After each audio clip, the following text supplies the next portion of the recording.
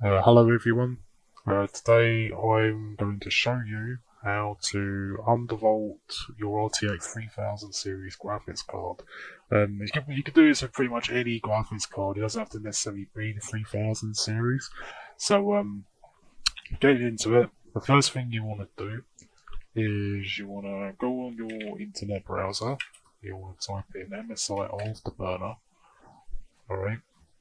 You want to go on here, you want to download it. The way you want to set it up, it should come bundled with River Tuner as well. You should get this program bundled in with it, which is basically a monitoring tool. So you can monitor your frame rates, your temperatures, and pretty much everything on there really, okay? So once you've got all that installed, okay, this is what you'll come up with. For the first time you run MSI Afterburner, you might have to come into the settings. You change the interface and set it to MSI Cyborg Afterburner by Derek's design. Then you'll get a skin like this. This is how I set mine up, okay? So when you start off, this is basically what your settings will look like on MSI Afterburner. Now, the first thing you're gonna do, when basically after you've done this, you want to keep testing it, okay? Because every card is different, alright? Don't just go by the settings that I'm running on here, okay? So there's two ways of doing this, okay? So you see this little stairs icon. If you click that, it will come up with a voltage/frequency curve editor, okay? If you can't see that, there is a shortcut you can do on the keyboard. You do Control F on your keyboard, it brings up this curve editor, right? Now, first thing, you might be thinking is, well, how the hell do I do this, right? But it's really simple. Down the bottom here, you can see it says voltage millivolts. Down here, this line with these numbers, these are your voltage millivolts, okay? So usually by default, your card is going to be boosting up to like 1000 plus millivolts or whatever as the frequency increases. This is your frequency graph, okay? This applies to your core clock, okay? So a good place to start with, I'd say, is somewhere around 930 to 900 millivolts.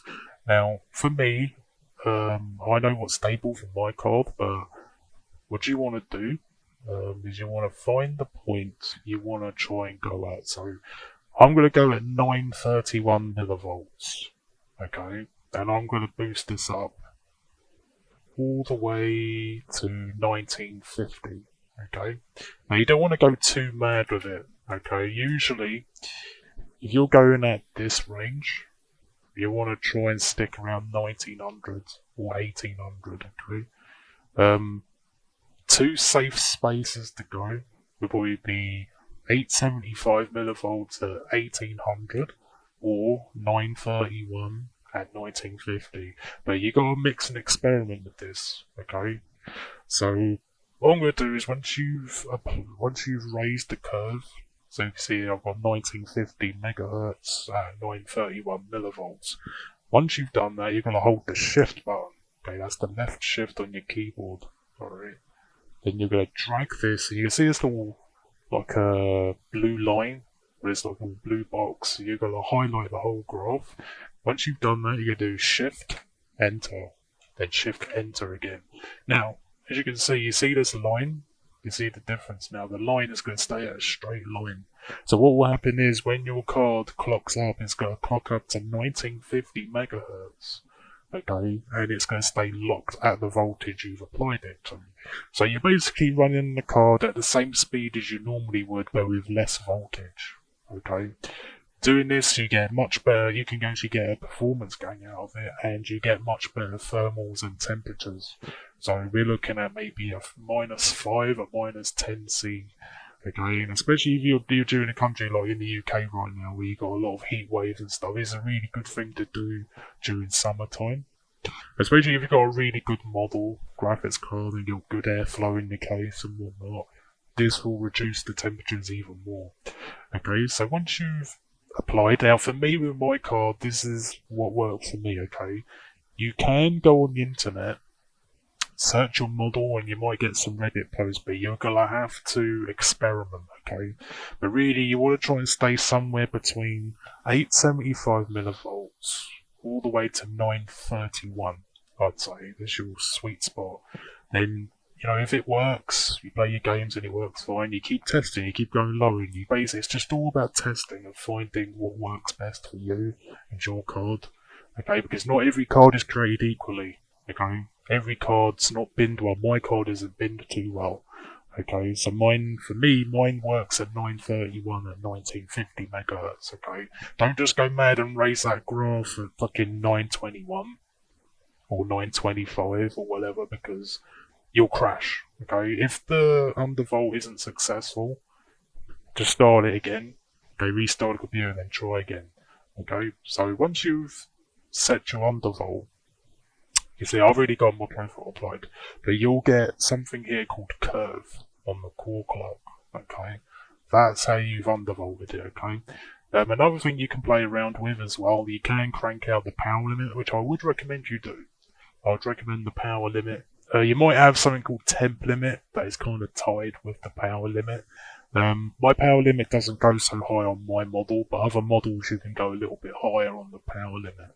Alright, so make sure you apply that. So once you've done all that, you're going to click this little tick mark button to apply it, okay? If you wanted to, let's say you wanted to reset it, you're going to click that button in the middle, okay? So once you've done that, you want to click the settings button. You want to tick the box that says start with Windows, start minimized, and make sure unlock voltage monitoring is enabled, so you can actually see what your millivolts are running at on the graph, okay?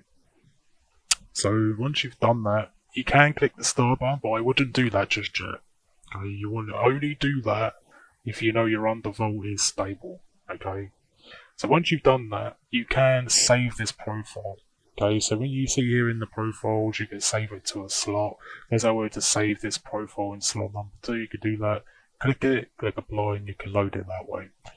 Okay, then once you know it's stable, you just click start on that, right? So moving on to another thing, if you click the settings button here, okay, you want to go over to your fan. You want to enable the user-defined software automatic fan control. Now, a lot of graphics cards, a lot of modern cards, especially the 3000 series, they have a system on there where it will automatically turn the fans off at a certain temperature. So let's say you're idle, you're on desktop, you're doing whatever. It turns the fans off, basically. But what I would do is tick the override 0 fan with hardware curve. Okay, see, this is what I've set my fan curve to, so I'm going to click apply on that. Okay, so but what you basically do, you see here you got your fan speed on the top, so this left column is your fan curve. Okay, this is your fan speeds, and down here is where the temperature is. So let's say you're playing a game and your temperature's hit, let's say 70 C. Okay, what will basically happen is, like, let's say at 70 C, your temperatures are going to raise, basically. So what you're going to do is you're going to raise the fan speed on each temperature point. So yeah, you got 70 C. So on here, you're going to raise the fan speeds more. So on each point, you're going to keep raising the fan speeds, and this will keep your temperatures cooler. Okay, doing this is you're basically modifying the fan curves on your card, so it can run at a high fan speed at certain points at certain temperature levels. Okay, so you can play around and mix with that. You got these other points here. I think if you double click, it creates a new point. If you want to delete the point, you just press the delete button. Press the delete key on your keyboard. You can do it that way as well. Okay, it just all takes a bit of getting used to, guys. You know what I mean? So that's basically that. So what I'm going to quickly do, I'm going to go on there and load up something like Resident Evil 2 Remake. Test it a sec. Alright. For the River Tuner statistics server, so you can display your frame rate, your CPU, your temperatures and all that, you're probably going to have to look at a different video for that, how to set all that up. It's not really that difficult. Okay, it's not too difficult to set that up. I've already got mine all set up on the top here, as you can see. So on here, for example, you can see my GPU usage on the left.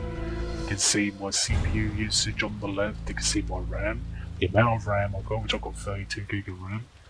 Then you see here your GPU temperature, your CPU temperature. Then you got the clock speeds next to it. Now you see right next to it here, I've got my GPU. Oh, it's set, so you can see the 1950 megahertz that I set on the card. Okay, so that's basically at 931 millivolts. Okay, instead of running at 1000 millivolts, it's running at 931. You see where I'm coming from now? So, just gonna come in here and turn these down a little bit. So, what you want to do first things first, especially playing during the summer, is check your settings, okay? See, I'm playing with pretty much maxed out settings here. I've got 120 frames a second, 240 Hz refresh rate. Okay, so we're all good there. So if I just load into a game, alright, I'm going to show you basically.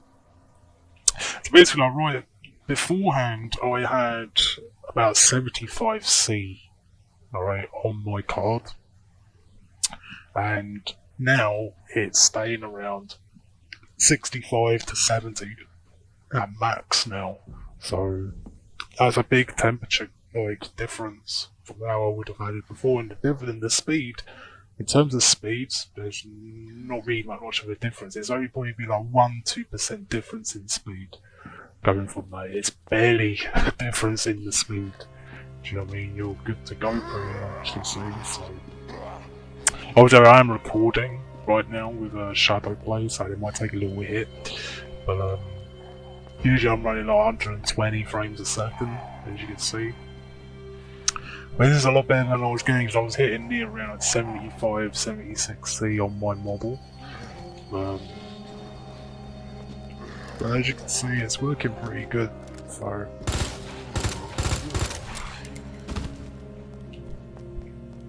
you can see it will sometimes bounce a little bit depending on the temperature a little bit, but you'll stay around 19. For me, I'll stay around 1935 to 950. But you just gotta find what works for you. You know what I mean? There's loads of other guides online on how to Undervolt. It's not really that tricky once you get used to it. So yeah, it's not too bad. So I'm gonna leave it there for now. So yeah, I hope this has been helpful to you. Feel free to ask me any questions in the comment section. Alright, I'll answer straight away, okay? Right, so yeah, this is Chris J. I'm out. Peace.